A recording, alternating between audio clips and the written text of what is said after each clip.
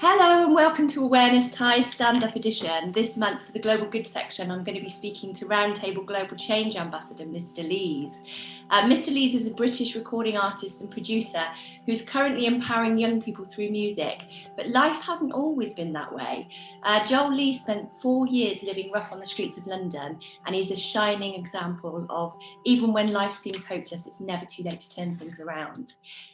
So hello, Joel, and thank you for being here today. Thank you very much for having me. It's really, really great to speak to you. I'm going to dive straight into the questions, if that's okay. Absolutely. Because I know that we're all going to be very, very curious to hear about your story, which is a really inspiring one. So, Joel, you were homeless for 4 years. How did you end up sleeping rough?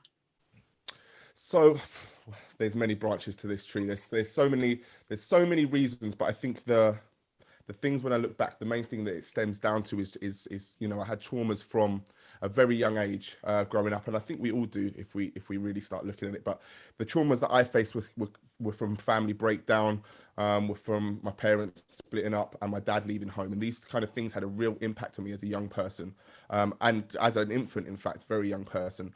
And these family breakdowns then led me to have an unknown to me. It was like a subconscious bitterness towards any future partners then that my mother had thereafter. So I wasn't the best behaved child. I think it's safe to say that. I wasn't the worst behaved, but I wasn't the best behaved child. And I think what happened is a lot of my trauma, a lot of my anguish then turned to any partner that my mother would bring to the house, or any new partner that my mother would have. And I'd have a real bitterness towards them, would be very unaccepting of any of them.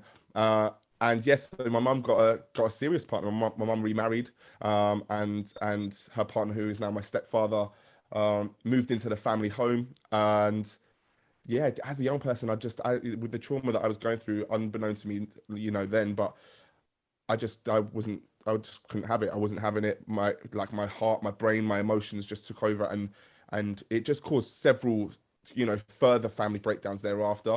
I just, from that moment on, I think it must have lasted like 8 years or something, from being an infant to being a teenager, where I just didn't accept this guy. I didn't give him a chance to, I know now he's a very nice person, but I didn't give him a chance, and yeah, all that trauma just put a block up to any man that came into my life, and it got to the stage where, my emotions would run high in the family home, and I just keep leaving. I just leave and say, oh, I'll pack a bag with like, I don't know, change of clothes in it, and say, right, I'm going.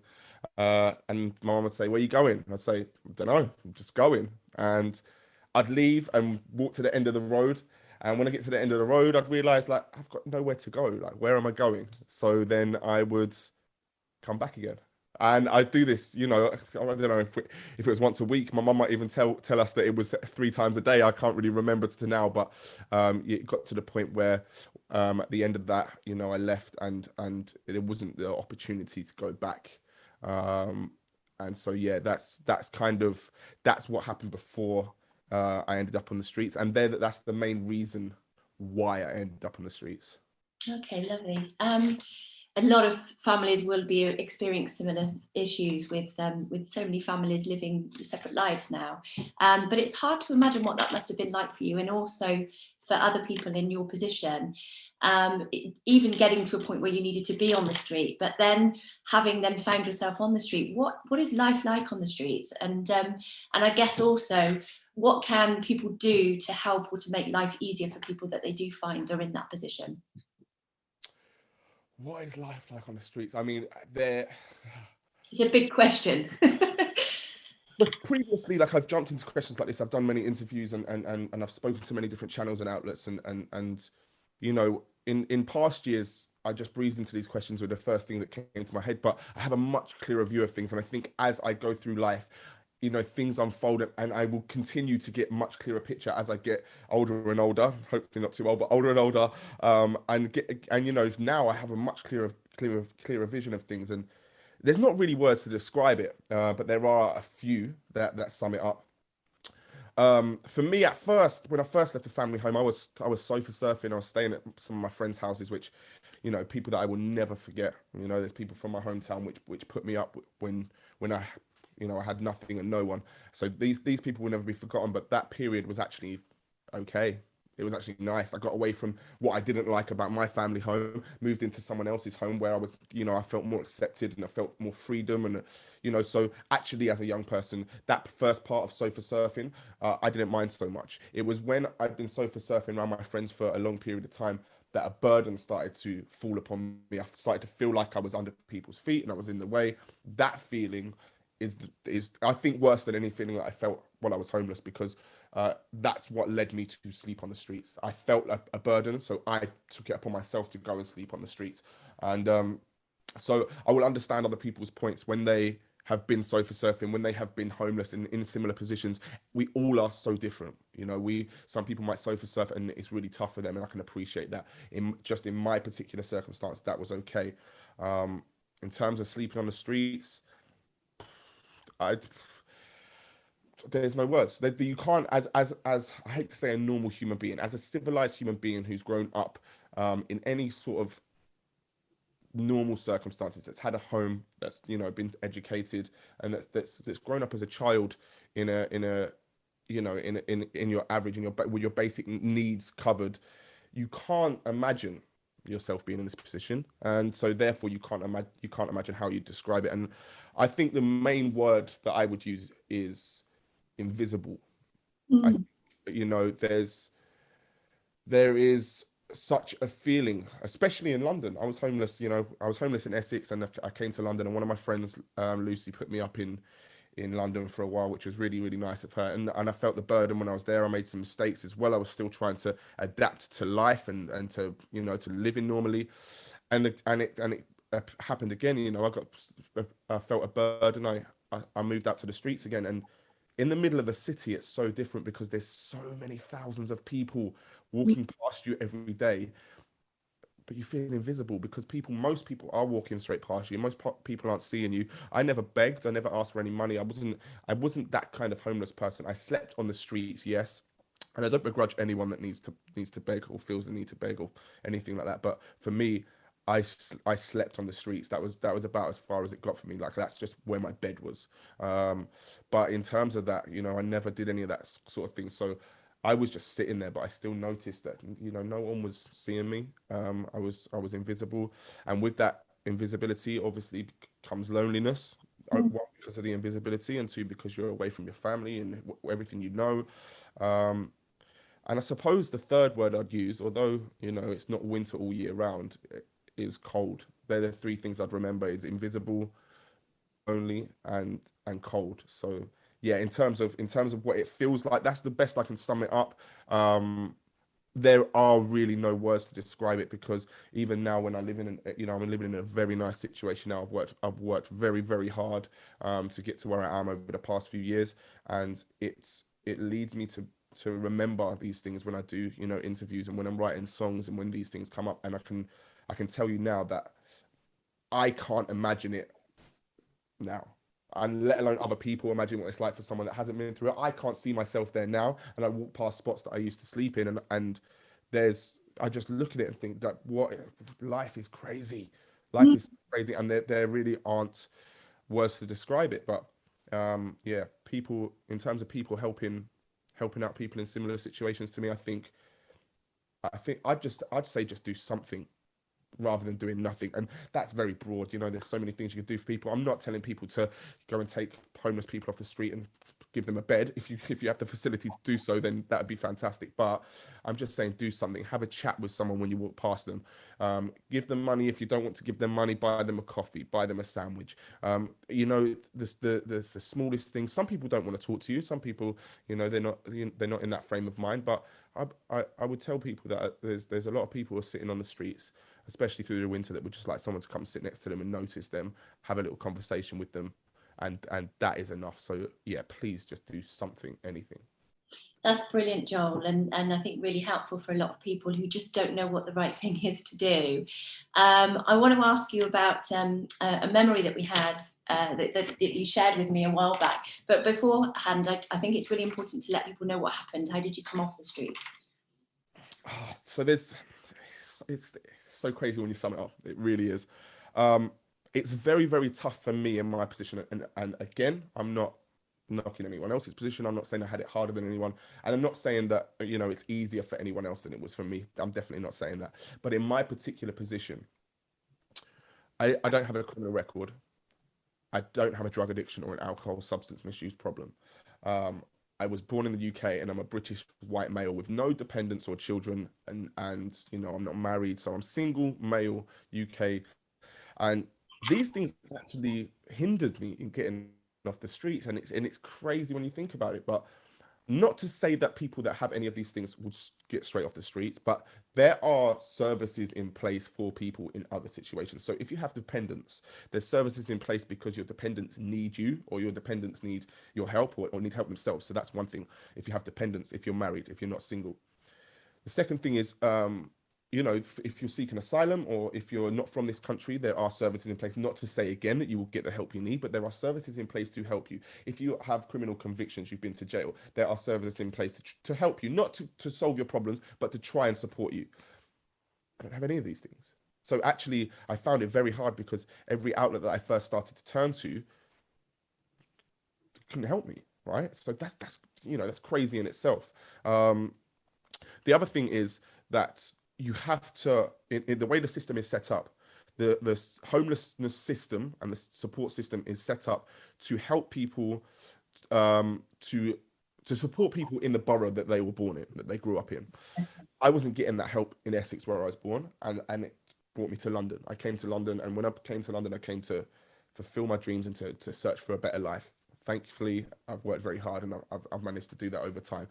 But people were then people in the services were then telling me that I'm to go back to Essex and ask for help in the borough that I was from because they can't help me. And even when I'm explaining to people that's what I've been through, I've come from Essex where they can't help me, it really didn't matter. So that whole scenario led me to being on the streets for so long that, you know, then I figured out, you know, there was a moment that I had a light bulb moment where I really hit rock bottom.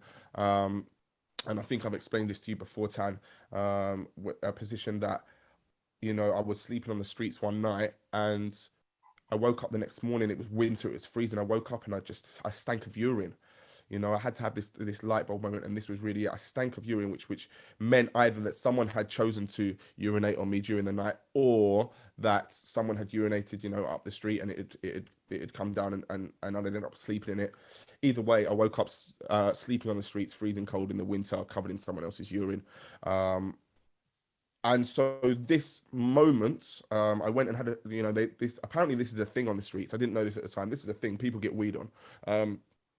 Whoever the sick people are that are doing that really need to look at themselves. There's rock bottom, and then there's being at rock bottom, in sleeping in the gutter and waking up covered in someone else's urine. So that's one thing in itself. But I think, you know, I went to the homeless shelter, which provides a service that had actually turned me away previously. And as soon as I told them someone had urinated on me, they were quick to help me, come in, get a shower, you know, and it became quickly apparent that this is actually a thing that happens. Crazy to me. Anyway, the shower cubicle that I was in had a mirror on the wall, and as I was showering, I just looked in this mirror, and it was like, I'm not doing this anymore. Like that, it took me being at rock bottom for years, and then something massive like that happening to make me realize I am worth more than this. I'm better than this. I have so much to me that I need to be giving to the world. I need to be doing, and I'm sitting here rotting away. That light bulb moment led me to just search every outlet. And I started going to the library and looking up different avenues of getting out. What's the system set up and what's in place? You don't have that energy when you're on the streets to think like that. You're not thinking about that. You're thinking about survival. You're thinking about where's your next meal, where you're going to sleep.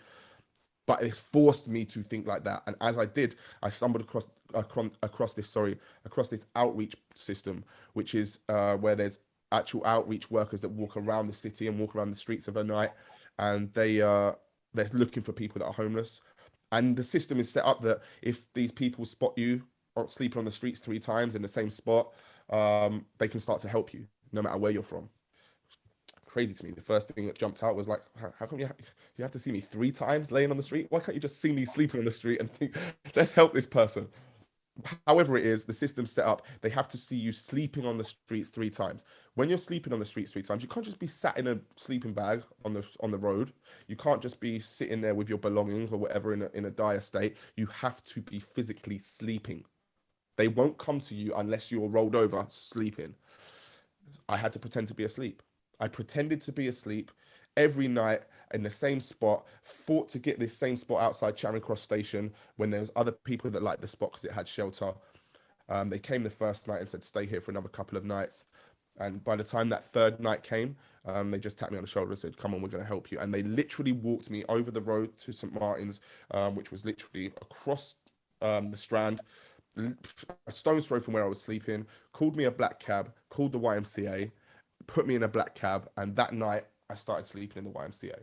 So of all of these years that I went through, and the invisibility, the loneliness, the coldness, everything that I went through, the illness, it was resolved in 3 nights. Amazing. It's crazy to me.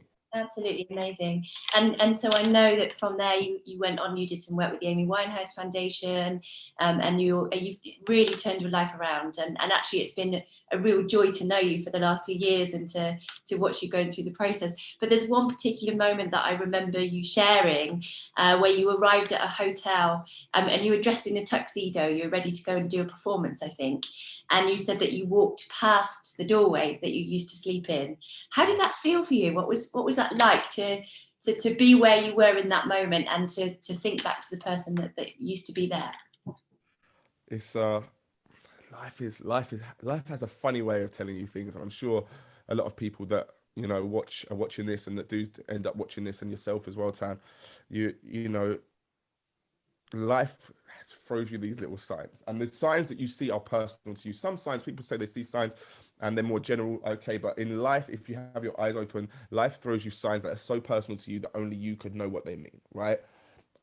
And I think because of the struggles that I've had, and because of my story, because of my past, where I've come from, and the big aims that I have and the ambitions that I have, because it's so far between one and the other, these signs, they're constant, they're consistent, day in, day out. And whenever I'm going to do something like this position, you say, one of these signs crops up. Whenever I go to do a nice performance or a studio session for someone, or when something's going really nicely and I have a big opportunity, there's always something along the way which reminds me where I've come from.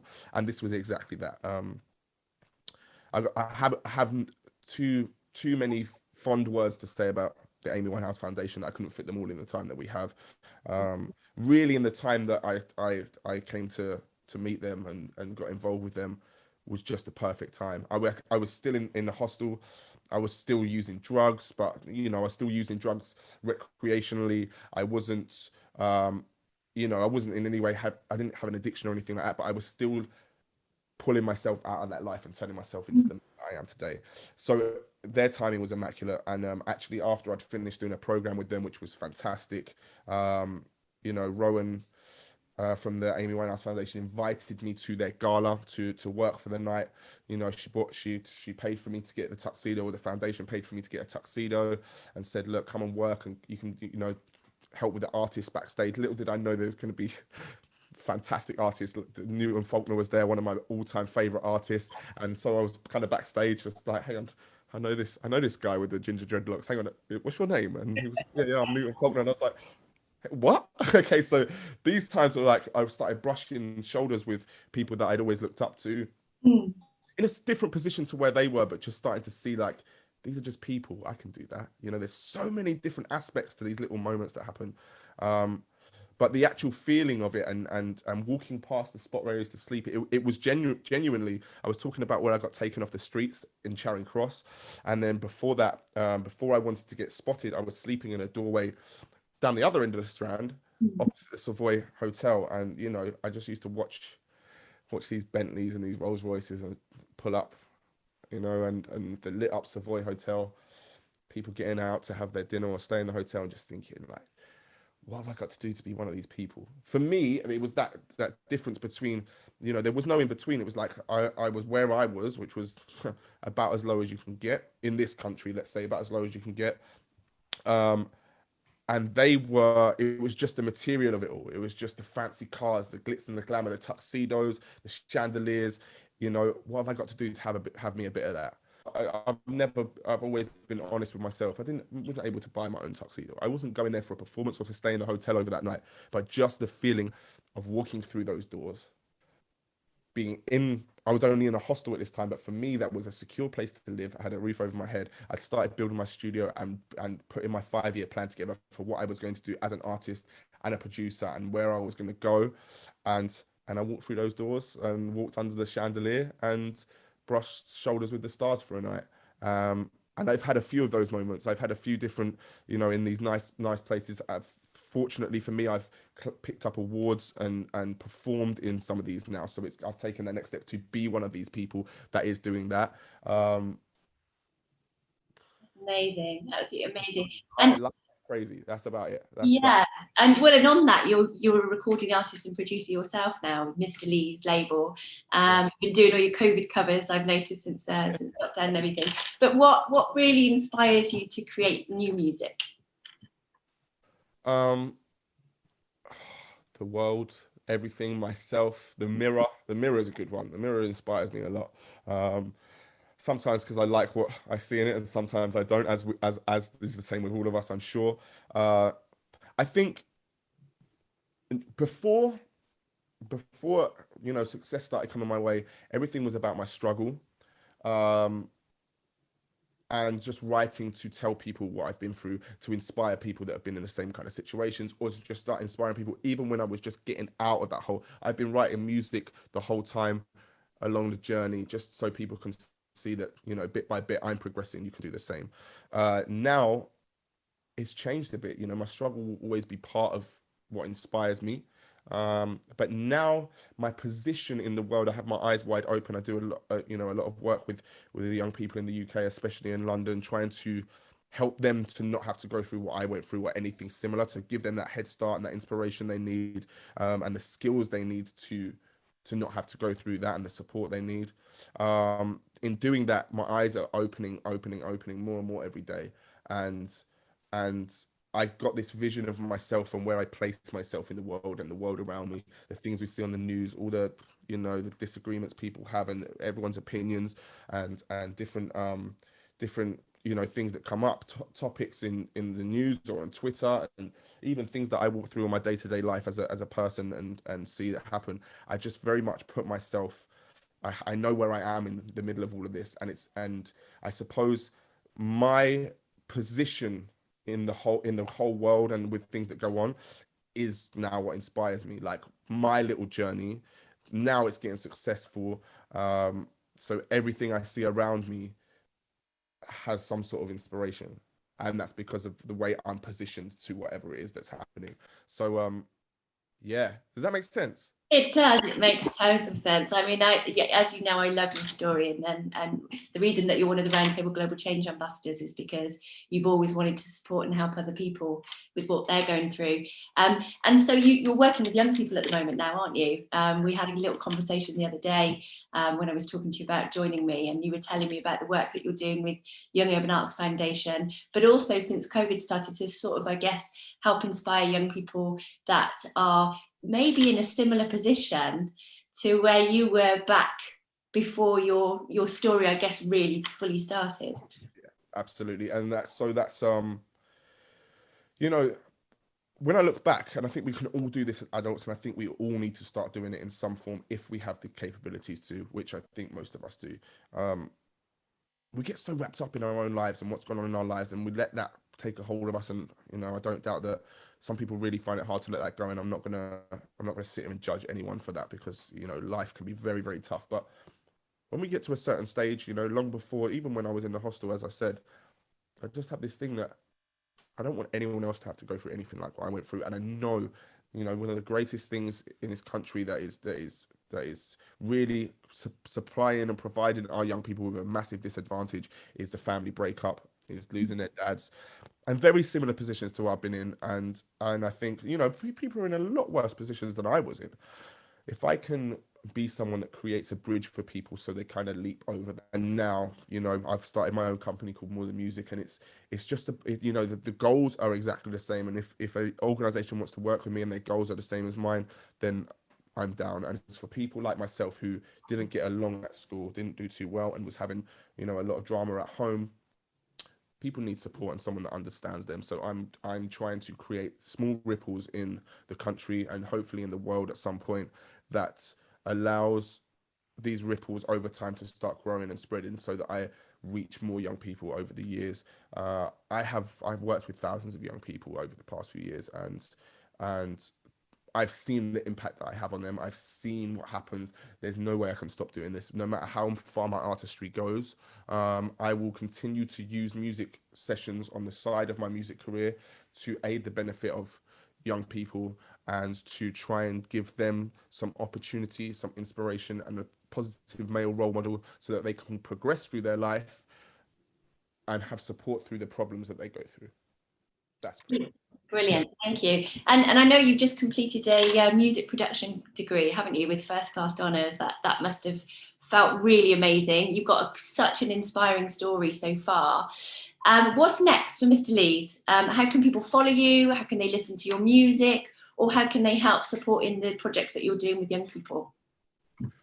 So many ways, so many ways. So I'm sure along with this, with them viewing this, there'll be the opportunity for some links to be put up. So, you know, I now am at least a semi-professional recording artist and music producer, meaning that my music is out in the world to buy, to purchase, to stream. It's a long way up from here. It's, you know, promoting myself and getting myself out there, getting myself heard, which is fine. But Spotify, Apple Music, Deezer, Tidal, you go onto any music streaming platform that you choose, and you will find my first 3 releases there. I would love to have a look, have a share, have a listen. I hope, especially one song on my platforms called Paradise, which you're gonna hear. It really tells the tale of the moment that I left my hometown. So that's one for everyone to go and see. Like you said, YouTube, I've put a cover series up on YouTube. There's 10 covers that I made in lockdown, and I think I'm going to be starting series 2 very shortly if the demand keeps going as it is now. I have 3 more releases lined up before Christmas, so it's not much time actually, so I need to get a move on, but I have 3 more releases lined up, so they're ones to look out for. And I'm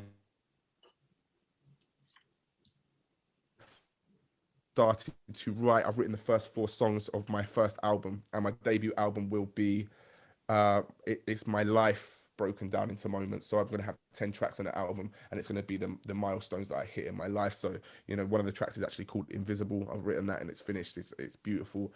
I can't wait to hear that.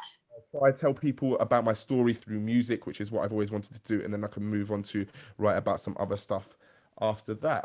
In terms of the youth work stuff, my business More Than Music is something that I'm trying to fund myself, and something that I would love any support with, because as you can imagine, through these times of COVID, my own fundraising hasn't gone as planned. So and I'm sure it's the same for a lot of people, you know. So I'm in a situation now where I will continue to provide music sessions for young people, but I can only afford to work with the young people that I work with at the moment, which is around 5 or 6 young people that I'm working with in London. I would love that reach to grow and to be able to call on some of the people that I employ and some colleagues that I have to spread the reach of what we do. And there is hopefully, yeah, I've got a crowdfunding link that people can click if they'd like to support me with that, or just a share as well. You know, crowdfunding obviously is a real help, but you know, not everyone's in a position to be able to do that. So a share, a comment, a like, just a little hello, a little message to say you've seen this interview, and I'm happy to have a chat with people. Like I love to have a chat. I can verify that, Joel, from the conversations we've had over the years. So thank you so much for taking the time to tell your story. It's a really powerful one, and it doesn't matter how many times I hear it, it gives me goosebumps just knowing what you've come through and what you've accomplished, and I think it will really inspire and give hope to a lot of other people, especially with maybe those that find themselves in the circumstance that you were before they get to that stage, when they go, right, okay, what's my self-worth, what can I do as a human being to create that change? Because I love when you were saying to me when you were speaking earlier, and you said about that moment when you looked in the mirror, and I think that it's very easy for people who get into that situation to just lose sight of what it is to be a human being and connection. So I think that's really important. I know you're going to share your Paradise performance with us. And so, yeah, it just leaves me to say thank you once again for being a Global Change Ambassador and being a part of our journey and letting us be a part of yours. Thank you very much for having me. And yeah, I hope this interview can just go a little way to helping some people out of their dark times, aren't you? Thanks, Joel. Take care.